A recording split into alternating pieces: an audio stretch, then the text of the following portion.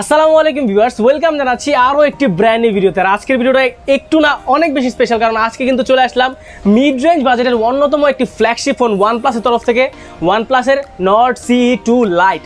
হ্যাঁ, অনেক ভালো একটা ফোন এবং অনেক ভালো স্পেসিফিকেশনের একটা ফোন, যেটার প্রাইসটা আগে কিন্তু 25, 26, 27 ছিল, কয়েকদিন আগের কথাই মাত্র। বাট এখন আজকে কিন্তু বর্তমানে সবচেয়ে লেটেস্ট আপডেট প্রাইসটা থাকবে আপনাদের জন্য, এবং সবচেয়ে অফার প্রাইসটা ইনশাল্লাহ আমরা দিব, যাতে আপনার হাতের নাগালে আপনি Xiaomi, Realme এবং অন্যান্য ব্র্যান্ডের ফোনগুলোর যে স্পেসিফিকেশন পাচ্ছিলেন তার চেয়ে বেটার স্পেক্স দিয়ে, তার চেয়ে ভালো প্রাইসে আপনারা পাচ্ছেন ওয়ানপ্লাস নর্ড CE2 প্রোডাক্টটা।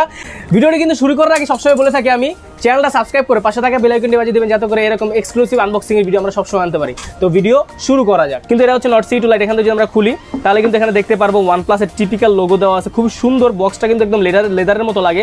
সো ভিতরে দেখি, ভিতরে কিন্তু দেওয়া আছে ডিভাইসটা আমরা সাইডে রাখলাম।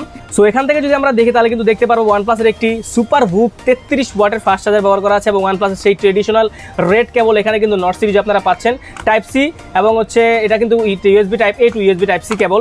সো এগুলো সাইডে রাখি। এখানে ভিতরে দেখি কি আছে। আমার কাছে ওয়ানপ্লাসের ডকুমেন্টেশন প্লাস হচ্ছে ভিতরে যে ইকুইপমেন্টগুলো ওগুলো অনেক ভালো লাগে, বিশেষ করে কাভারগুলো দেখতে পাচ্ছেন। ট্রান্সপারেন্ট কাভার হলো, কাভারের মধ্যে কিন্তু আলাদা একটা লুক আছে, আলাদা একটা ডিজাইন আছে দেখতে পাচ্ছেন। চার সাইডে কিন্তু আলাদা একটা কালার দেওয়া আছে, যেটা দেখতে অনেক বেশি প্রিমিয়াম লাগে। এবং আমরা যদি এখান থেকে ভিতরে দেখি, এখানে কিন্তু অনেক ডকুমেন্ট দেওয়া আছে অ্যাকচুয়ালি। এখানে কিন্তু আপনারা পাচ্ছেন হচ্ছে নর্ডের স্টিকার্স প্লাস হচ্ছে কার্ড, ইনভিটেশন কার্ড, অনেক ডকুমেন্ট আছে। সো এখানে কিন্তু আপনারা দেখতে পাচ্ছেন সিম ইজেক্টর প্রিন্ট আছে, যেটা দিয়ে আপনি সিম খুলে নিতে পারবেন। তো এগুলো সবকিছু সাইডে রাখি, সব সাইডে যা। তারপরে আমরা আসি হচ্ছে আপনার গিয়ে ডিভাইসটায়। এটা হচ্ছে ওয়ানপ্লাসের নর্ড CE2 লাইট 5G দেখতে পাচ্ছেন, যথেষ্ট প্রিমিয়াম একটা ডিভাইস। এবং ক্যামেরার যে বামটা এটা কিন্তু স্কোয়ার হিসেবে দেওয়া হয়েছে।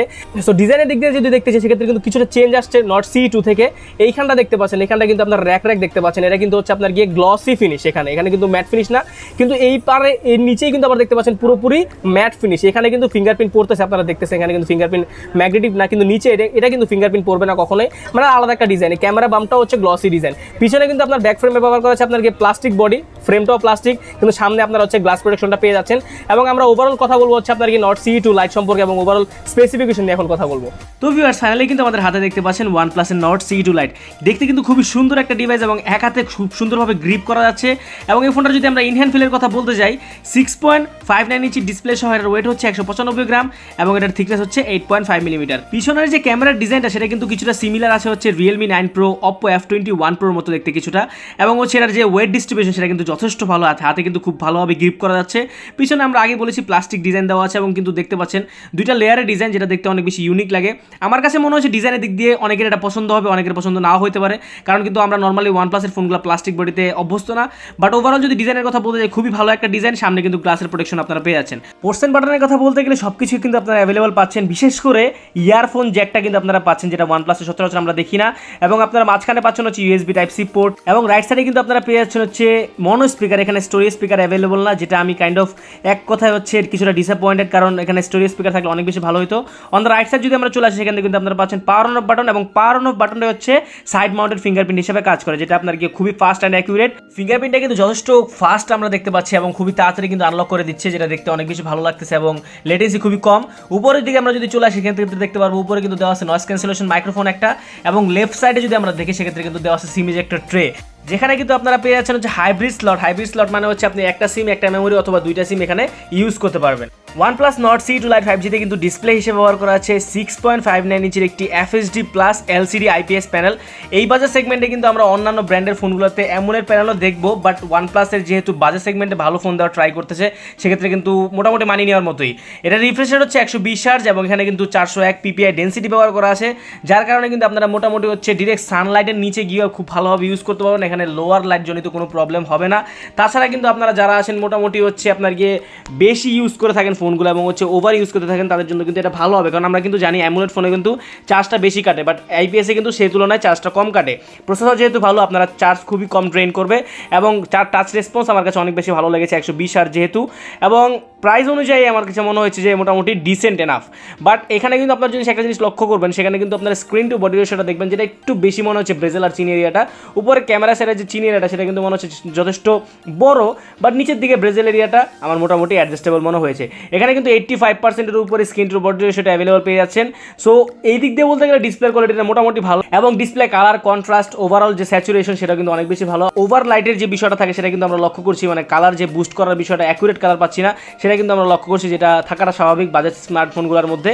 তো ওভারঅল বলতে গেলে ডিসপ্লে কোয়ালিটি মোটামুটি বেটার এবং সামনের যে ক্যামেরার পজিশন সেটাও মোটামুটি আপনার অ্যাকুরেট আছে। তবে সামনে যে ক্যামেরার যে এরিয়াটা সেটাও কিন্তু মোটামুটি ঠিকঠাক পজিশনে আছে এবং ডিসপ্লের কথা বলতে গেলে মোটামুটি ফেয়ার এনাফ। আপনি মোটামুটি মাল্টিমিডিয়া কনজামশন করেও খুবই ভালোভাবে ডিসপ্লে থেকে ফায়দাটা তুলতে পারবেন।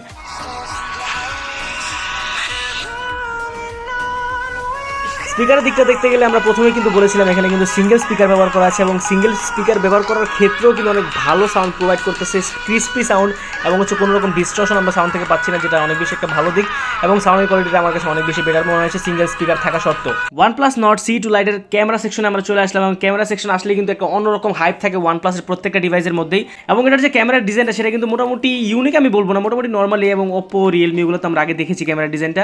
এখানে কিন্তু পিছনে আপনারা পাচ্ছেন ট্রিপল রিয়ার ক্যামেরা সেটআপ, যেটার মেইন ক্যামেরাটা হচ্ছে 64 মেগাপিক্সেল, তারপরে 2 মেগাপিক্সেলের আপনার ডেপথ সেন্সর পাচ্ছেন, 2 মেগাপিক্সেলের আপনার পাচ্ছেন ম্যাক্রো লেন্স, যেটা হচ্ছে আপনার গিয়ে একটু ডিসঅ্যাপয়েন্টেড কারণ এখানে কিন্তু কোনো আলট্রা ওয়াইড লেন্স আমরা পাচ্ছি না, যেটা আমি বলবো যে এই বাজার সেগমেন্টে অবশ্যই থাকাটা অনেক বেশি জরুরি। কারণ মোটামুটি অফিসিয়াল প্রাইসের কথা দেখতে গেলে 30,000 টাকার প্রাইস, সেক্ষেত্রে কিন্তু অনেক বেশি জরুরি হচ্ছে 30,000 টাকার মধ্যে আলট্রা ওয়াইড থাকাটা। বাট নেভার মাইন্ড, আমরা কিন্তু অবশ্যই জানি OnePlus কোনো না কোনোভাবে পোষায় দিতেছে। সেক্ষেত্রে ক্যামেরার কোয়ালিটি কেমন হয় সেটা আমরা সরাসরি টেস্ট করে দেখবো। আর সেলফি ক্যামেরা যদি আমরা আসি সেক্ষেত্রে কিন্তু দেখতে পারবো 16 মেগাপিক্সেলের একটি সেলফি ব্যবহার করা আছে, সেটাও আমরা অবশ্যই টেস্ট করে দেখবো, আপনাদেরকে দেখানোর ট্রাই করবো সরাসরি ছবি তুলে যে ছবির কোয়ালিটিগুলো কেমন আসে। তো ফাইনালি কিন্তু আমরা চলে আসলাম হচ্ছে OnePlus Nord C2 Lite-এর ক্যামেরাটা নিয়ে, যেটা অন্যতম ফিচার এই ফোনটার। তো সেক্ষেত্রে কিন্তু এখানে আপনারা দেখতে পাচ্ছেন একটা দুঃখজনক বিষয়, এখানে কিন্তু আপনারা আলট্রা ওয়াইড লেন্সটা অ্যাভেলেবল পাচ্ছেন না। এখানে কিন্তু তাছাড়া সব কিছুই অ্যাভেলেবল পাচ্ছেন, পোর্ট্রেট শট, নাইট মোড সহ।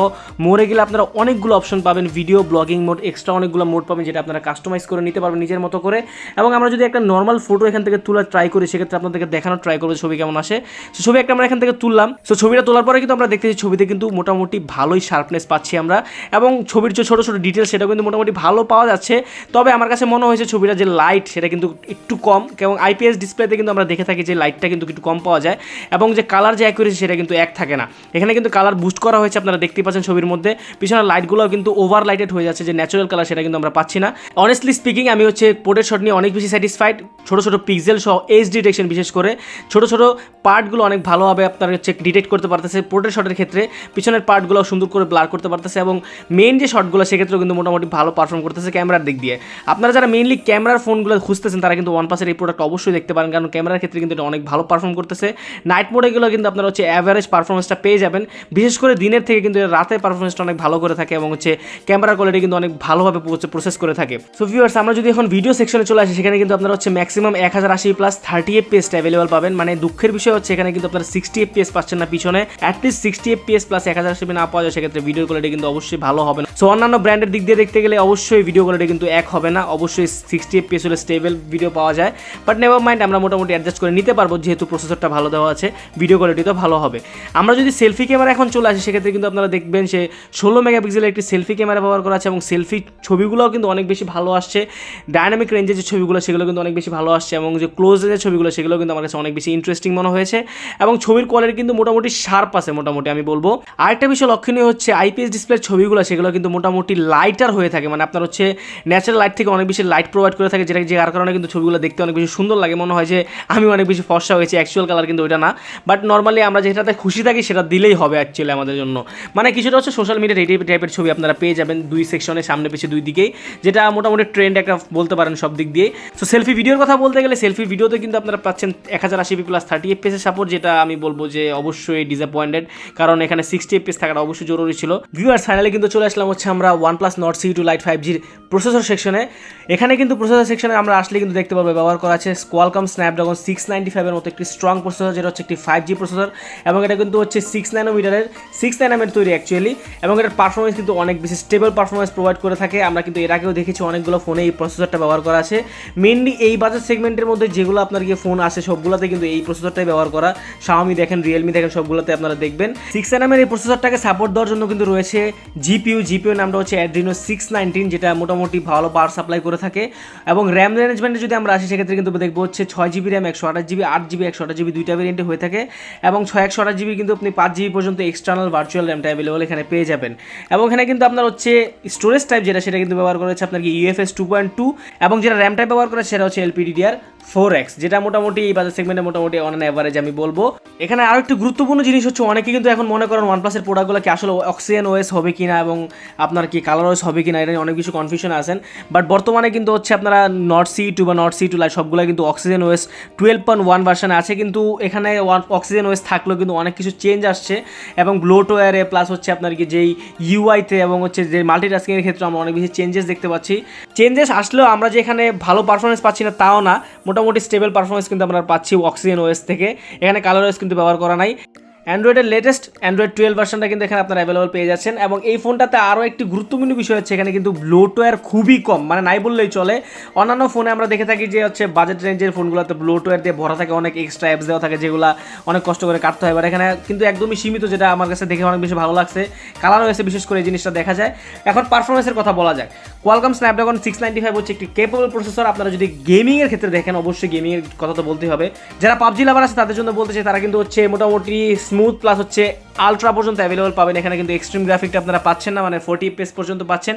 এপেক্স লেজেন্ড লাভার যারা আছেন তারা কিন্তু মোটামুটি হচ্ছে হাই গ্রাফিকে খেলতে পারবেন। তবে লং টাইম গেমের ক্ষেত্রে কিন্তু ফোনের যে পিছনের পার্টটা, ক্যামেরার সাইডের পার্টটা কিন্তু একটু গরম হয়, আবার রেখে দিলে ঠান্ডাও হয়ে যায়। এখানে কিন্তু লিকুইড কুলিং সিস্টেম ব্যবহার করা আছে, যার কারণে কিন্তু আপনারা খুবই কমফোর্টেবলি গেমিং করতে পারবেন। স্ক্রিন অন টাইম যেটা অবশ্যই বলতে হবে যে আপনারা মোটামুটি 4 থেকে 5 ঘন্টা টানা গেমিং করতে পারবেন, সেক্ষেত্রে আপনার হচ্ছে কোনো রকম প্রবলেম হবে না। এবং এই ফোনগুলোতে কিন্তু আমরা দেখে থাকি হচ্ছে আপনার গিয়ে গেমিংয়ের ক্ষেত্রে ল্যাগিং ফেস করে অন্যান্য ব্র্যান্ড, সেক্ষেত্রে কিন্তু OnePlus এই জিনিসটা অনেক বেশি রিডিউস করছে। আপনার হচ্ছে এক্সট্রা কিছু ফিচার পাবেন, গেমিং মোড পেয়ে যাবেন, যেগুলোর ক্ষেত্রে আপনারা কিন্তু মোটামুটি স্টেবল গেমিং পারফরমেন্সটা পেয়ে যাবেন। ফ্রি ফায়ার লাভারদের জন্য বলতে চাই, ফ্রি ফায়ার অনেক ভালো পারফর্ম করে থাকে। ওভারঅল যেই গেমিং পারফরমেন্স সেটা আমার কাছে অনেক বেশি ইন্টারেস্টিং মনে হয়েছে। এবং যারা যাচ্ছেন প্রোডাক্ট গেমিংয়ের জন্য প্লাস ক্যামেরার জন্য নিতে, তারা অবশ্যই দেখতে পারেন, কারণ বাজেটটা অবশ্যই দেখতে হবে। বাজেটটা কিন্তু 25,000 টাকার নিচে, সেক্ষেত্রে কিন্তু OnePlus-এর মতো একটা কোম্পানি আপনাকে এত কিছু অফার করতেছে, স্ন্যাপড্রাগনের এত ভালো একটা প্রসেসর অফার করতেছে, ক্যামেরা সেকশন আপনারা মোটামুটি ভালো একটা ব্যাকআপ পাচ্ছেন। ওভারঅল সবকিছু দেখতে গেলে আমার কাছে অনেক বেশি ভালো লাগছে OnePlus Nord C2 Lite 5G। Viewers, আপনারা যদি প্রোডাক্টগুলো আমাদের থেকে নিতে চান সেক্ষেত্রে কিন্তু আপনার হচ্ছে ডিসক্রিপশনে আমাদের হচ্ছে লিঙ্ক দেওয়া থাকবে, ফেসবুক পেজের, ইউটিউব চ্যানেলের, প্লাস হচ্ছে আমাদের গিয়ে হচ্ছে নাম্বার সবকিছু ডিসক্রিপশনে দেওয়া থাকবে।